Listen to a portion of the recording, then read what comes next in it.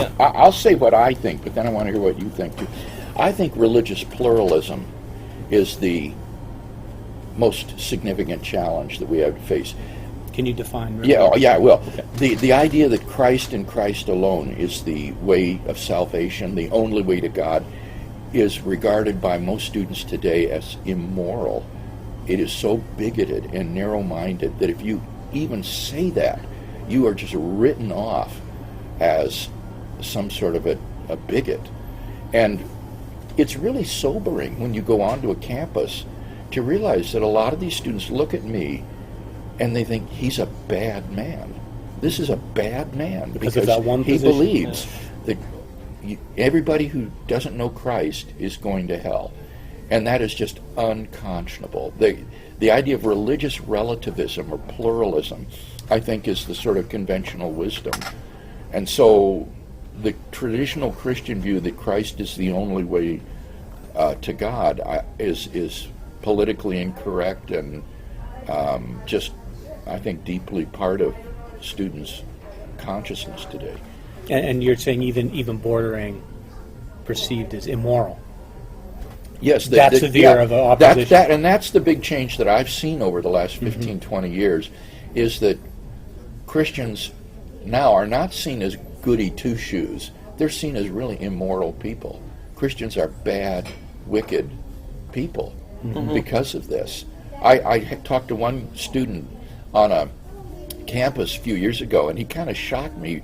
He said, "Why is it that you Christians come down on the wrong side of every moral issue that there is?" And I thought, wow, he thinks I'm really a bad man, a really wicked person. Oh, that's sobering. It is. So what would you say? That's scary, actually. I would have said that and atheism is kind of the twin peaks together. You need to know how to defend the existence of God. That there is no God. Like when you say that, would you throw in people who believe in God as an energy as being atheist? Or are you saying God is a person? I would put it in a positive. We need to be able to make a strong case for the existence of the real God. And then be able to defend against the problem of evil, primarily, and the claim that there are no good arguments for this God. That's another sort of mantra of conventional wisdom, right? There's no evidence. Yeah. All the guys we debate, that's their first point. I don't really need to give any arguments tonight. I just need to show that his arguments are no good. They So the ball's in your court to entirely, completely... burden of proof entirely on the Christian, is what they assume. Yeah. So we need to be able to shift that burden of proof a little bit, and then be able to answer what, if they do come forward with some arguments like the problem of evil. Yeah. One of the questions that comes up, which is kind of related to, if there is a God, then he's obviously intolerant, unforgiving, to send people to hell. And then one of the biggest ones is they can't reconcile the God of the Old Testament who, authorizes genocide and, all the different things that obviously it look like it goes untouched and actually encouraged. That's one of the biggest questions that came up from our audience in our class that they're encountering. How would you go about addressing that? How do you go about That's one of the hottest addressing ones that? right now. Yeah, I think that issue is really, really The Old hot. Testament God versus the New Testament God, so to speak? More specifically, just what the Old Testament God was like, Right. and what he's the perpetrator of genocide, and so on. I just finished a book on the airplane on the way here by Paul Copan called "Is God a Moral Monster?" And it's a book-length discussion of this very question. It's excellent. I'd highly recommend it. Paul Copeland is God. His discussion of slavery in ancient Israel is just brilliant. I've come to see that in an entirely different light. What he points out about that is that we Westerners think of slavery on the model of the American South prior to the Civil War. And it was brutal and inhuman and so forth. And it's not what it was in ancient Israel. It was actually an anti-poverty program. They didn't have welfare. They didn't have a government that could do public assistance. And so they had this program of sort of indentured servanthood where you would work off your debts for 7 years rather than starve. and be cast into poverty, and then after 7 years you'd be free of your debts and your obligations. And so it was actually a brilliant anti-poverty program in ancient Israel that I think, frankly, when judged by today's standards, does a lot better than what modern welfare has done in the United States even. Mm-hmm. Yeah. And you could actually buy your way out of it as well, right? Yes, that's right. It wasn't a lifetime money, you commitment. didn't have to wait till the 7th year. Yeah. That's right. If you had done well, you could save up and get out early. Mm-hmm. That's right. Is there any emerging trends within the scholarly levels in the universities that you see emerging that could pose as a big threat to Christianity having a place in places of higher learning? Like we have the ones in front of us, but is there thought patterns that on the surface maybe don't look as threatening, but they could lead to something over the next decade or so that would be very significant? It's a big question. Yeah. Well, the very points that we were just talking about coming together, could eventually push Christianity out of the university classroom, because it's not only false, it's immoral, arrogant, intolerant, and therefore religious tolerance really, we shouldn't be valuing it as much as we are. We need to not tolerate these Do you feel and see that now? Do you feel and see that push to push the Christian scholarly influence out? Do you think? Well, Bill can answer at the scholarly level more. I don't. I think that what Michael is putting his finger on would be more a kind of political danger than an academic danger. I don't see anything academically on the horizon that looks threatening. So we're still being included as part of the overall views to consider. I'm still very optimistic what I see happening in the academy in terms of the rise of Christian scholars and their influence. This whole new atheism is not an academic movement. This is in pop culture. People like Hitchens and Sam Harris and Dawkins and so forth. This is not a movement that's occurring in the academy. It's occurring in pop culture. And so when I look at the academy, I see Christians doing good, solid work and being respected for it.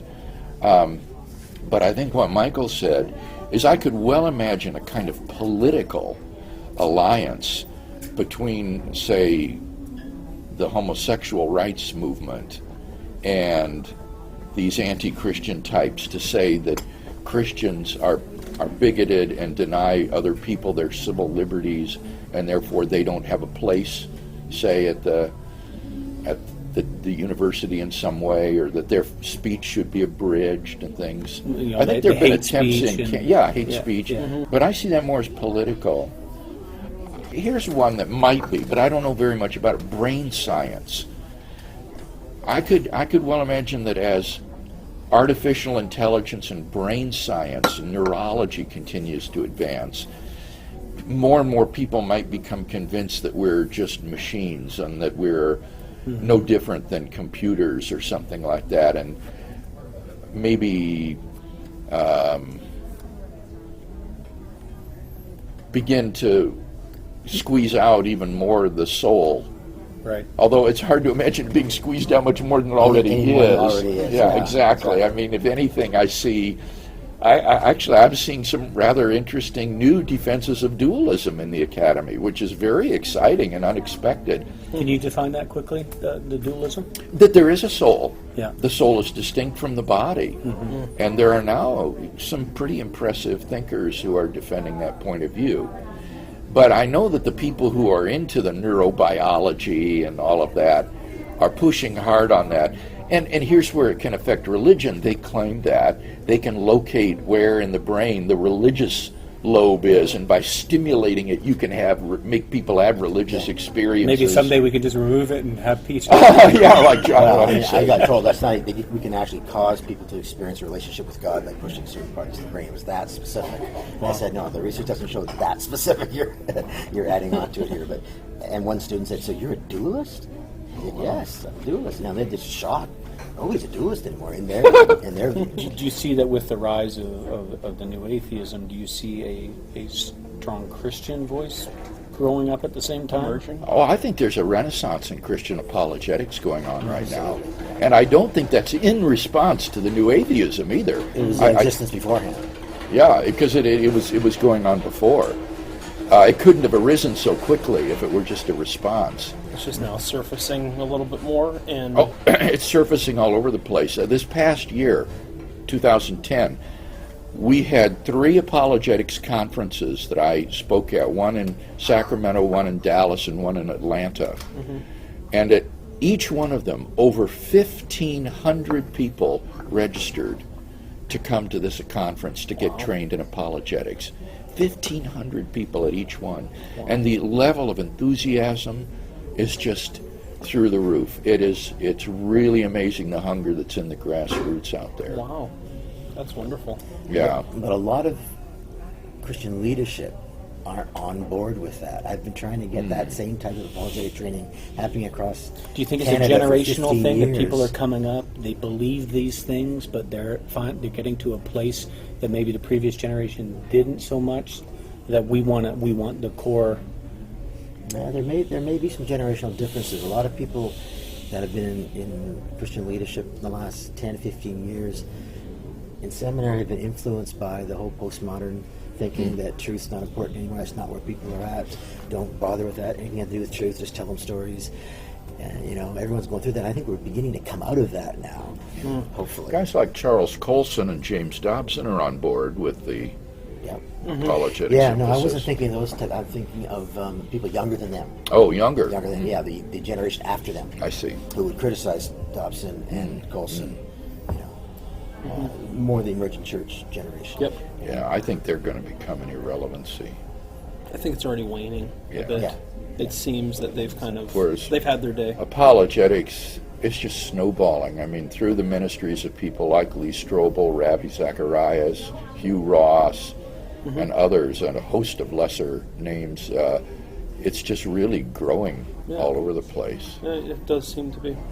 So I'm picking up from you, just for some conclusion then, that from the perspective of the position of academia towards Christianity, that the pursuit of academia is not in opposition to Christianity.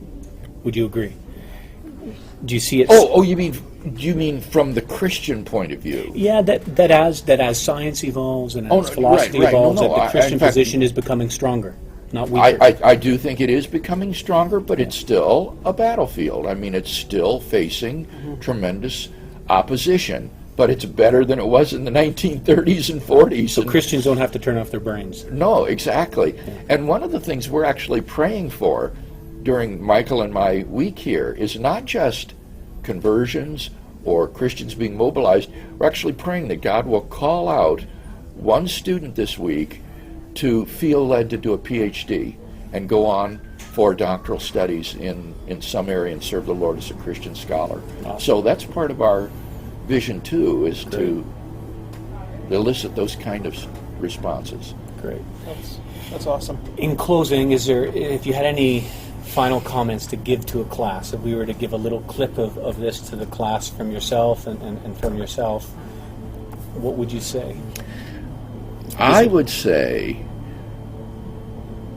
while you're doing your intellectual formation, do not neglect your spiritual formation at the same time. It's very important that you learn what it is to be filled with the Holy Spirit,